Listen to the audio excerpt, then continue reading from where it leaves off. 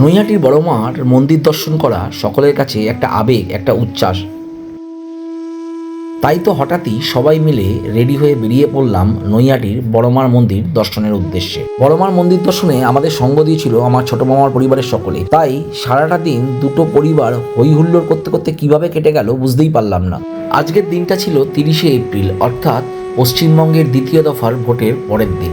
কাজেই রাস্তাঘাট একটু শুনশানি ছিল, অনেকেই হয়তো ভয়ে বেরোয়নি।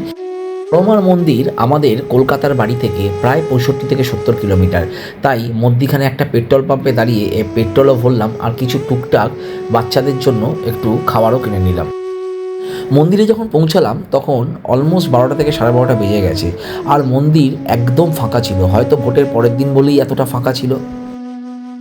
বড়মার মন্দিরে কিন্তু আমি একটা বিশেষত্ব লক্ষ্য করলাম।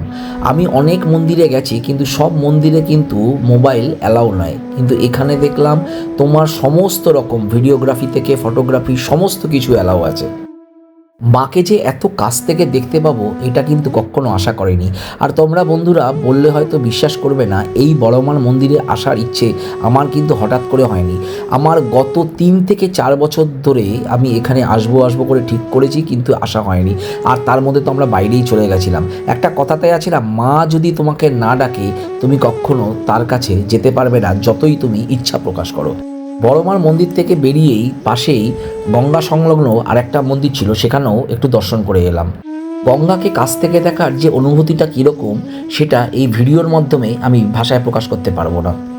ফিরতি পথে রাস্তায় যথেষ্ট ঝড় বৃষ্টির সম্মুখীন হতে হয়েছিল, তার ফলে গাড়ির গতি অনেকটাই কমে গেছিল এবং বাড়িতে ফিরতেও অনেকটাই রাত হয়ে গেছিল।